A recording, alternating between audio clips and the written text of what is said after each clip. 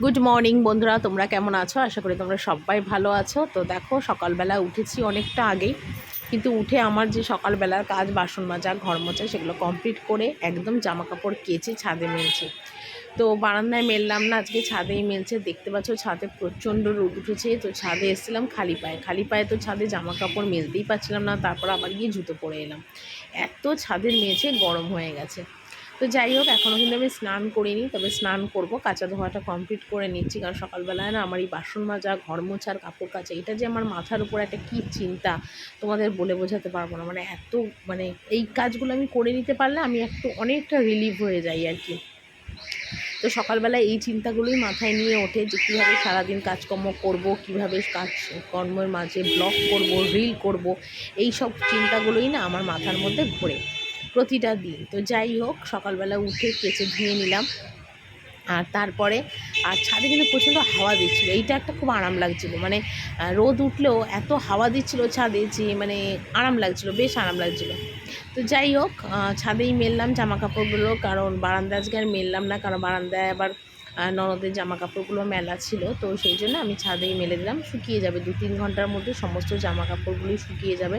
আর কালকে জামা কাপড় কাচিনি, তার জন্য আজকে অনেকগুলোই বেরিয়ে গেছে জামা কাপড়। যাই হোক, এখানে কাঁচা ধোয়া কমপ্লিট করলাম। তোমাদের দাদাভাইও বাজার থেকে চলে এসেছে, হাঁক ডাক শুরু করে দিয়েছে। কারণ সকালবেলা উঠলে না ও আগে বলবে চা খাও, কিন্তু আমার তো চা খেতে বসলে অনেকটা দেরি হয়ে যাবে। তো তারপরে একদম স্নান টান করে ঠাকুরকে ধূপকাঠি দেখিয়ে তারপরে দেখলাম তোমাদের দাদাভাই এখান থেকে অনেক কিছু বাজার করে এনেছে। তবে যেটা রান্না হবে সেটা সামনে রাখলাম, আর বাকিগুলো সমস্ত ফ্রিজে গুছিয়ে তুলে দিলাম। এখানে গাজর থেকে শুরু করে আম, পেঁপে, লাউ, কাঁচা লঙ্কা, গাজর সব কিছুই নিয়ে এসছে। তো বলেছিলাম তোমাদের দাদাভাইকে যে একটু গাজর বেশি করে আনবে, কারণ ছেলে এখন একটু গাজর আলু ভাজাটা দিয়ে ভাত খেতে মানে বেশি পছন্দ করছে আর কি। তো সেই জন্যে নিয়ে এসেছি একটু বেশি করেই গাজর। তারপর কাঁচা লঙ্কাটা আমি ঝুড়ির মধ্যে ঢেলে রাখলাম, এই ঝুড়িটার মধ্যেই আমি কাঁচা লঙ্কাগুলো ঢেলে রাখি। তো যাই হোক, যেটা রান্না করবো সেটা রাখলাম, আর বাকিটা কিন্তু ফ্রিজে গুছালাম। তারপরে হাঁড়িতে ছিল কালকের ভাত, তো সেই জন্য দেখো ভাতটা একটা গামলায় ঢেলে রাখছি, আর এই গামলাটা ধুয়ে ভাত বসিয়ে দেবো। তো আমি না প্রতিদিন ভাত বসাই, বেশি হয় ভাত, তো পরের দিন আবার ভাত মিশিয়ে দিই। তার জন্য কিন্তু আমি বাড়িতে অনেক বকাও খাই যে তুমি কীরকম বেশি করে কেন চাল না কম নিতে পারো না। তা আমি আবার ভাবি খেতে বসে যদি কারোর ভাত কম হয় তখন একটা মিষ্টি ব্যাপার, কেন লোকে কম খাবে, সেই জন্য না আমি চালটা একটু বেশিই নিই।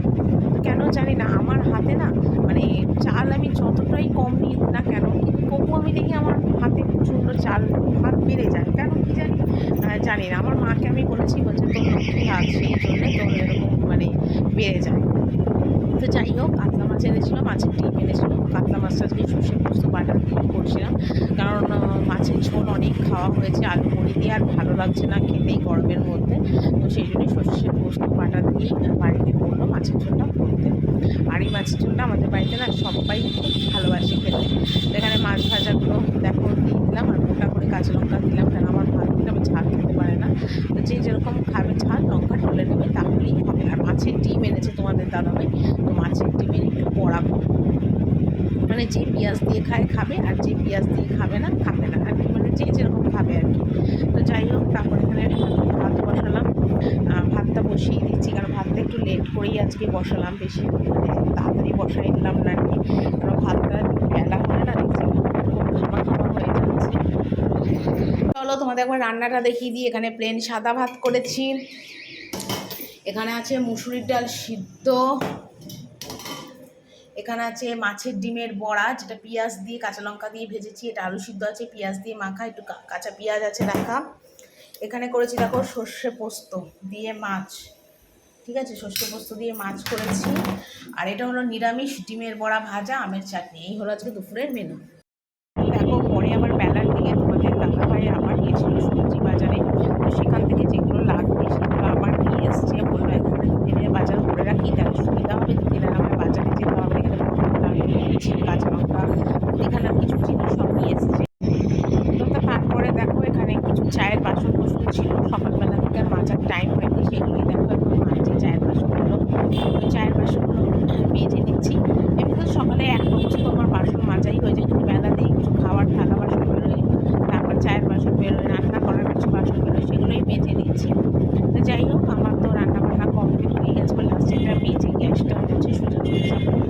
আর আজকে শরীরটা না খুব একটা ভালো লাগছিল না, মানে গরমের মধ্যে না শরীরটা প্রচণ্ড নাজেহাল লাগছিল, একদমই ভালো লাগছিল না। তো যাই হোক, তবুও একবার ভেবেছিলাম আজকে ভিডিও করবো না, কিন্তু তবুও আজকে ভিডিওটা করলাম। কারণ একদিন ভিডিও বন্ধ করে দেওয়া মানে অনেকটাই মানে ক্ষতি হয়ে যাওয়া, কারণ আমাকে তো ভিডিও করতে হবে, তারপরে একটা এডিটিংয়ের ব্যাপার থাকে, তারপর সংসারের যাবতীয় কাজকর্মের ফাঁকে সব কিছু করতে হয়। তো সবটাই আমাকে সামলে তারপর ভিডিও করতে হয়। এটা যে আমার একটা কত বড় কষ্ট তোমাদের বলে বুঝতে পারবো না। হয়তো ভগবানই আমার মনের জোর সাহস শক্তি দিয়েছে, সেই জন্য আজ আমি এত কিছু করতে পারছি না। তো আমাকে সবাই বলে যে তুমি কী করে এত কিছু করতে পারছো, মানে ভিডিও করছো, রিল করছো, সংসার সামলাচ্ছো, ছেলে সামলাচ্ছো, এক হাতে তোমার ভগবান যদি আশীর্বাদ না করে, ভগবান যদি তোমাকে না দেখে, বা ভগবান যদি তোমাকে জোর না দেয়, মনের জোর, শরীরের জোর, কোনো কিছুই না দেয়, তাহলে তুমি কী করে করবে? তোমাকে সত্যিই ভগবান যেন আশীর্বাদ করছে যে তুমি এক হাতে একা মানুষ এতগুলো কিছু করছো। ওকে যারা ভিডিও করে তারা দেখে তাদের ফ্যামিলির লোক অনেক সাপোর্ট করে, কিন্তু আমাকে কিন্তু কেউ সাপোর্ট করা নেই। আমি কিন্তু একা একাই সব কিছু করি, মানে সংসারের কাজ থেকে শুরু করে ভিডিও করার কাজ থেকে সব কিছুই আমি করি। তবু মানুষ এক সময় মনও ইচ্ছা করে না, শরীরও চলে না, তবু কিন্তু আমি করি। তো যাই হোক, এখন ঘড়িতে মোটামুটি 2:30-3 মতন বাজে, আর এখন আমি এই বাসনগুলো গুছিয়ে নিচ্ছি।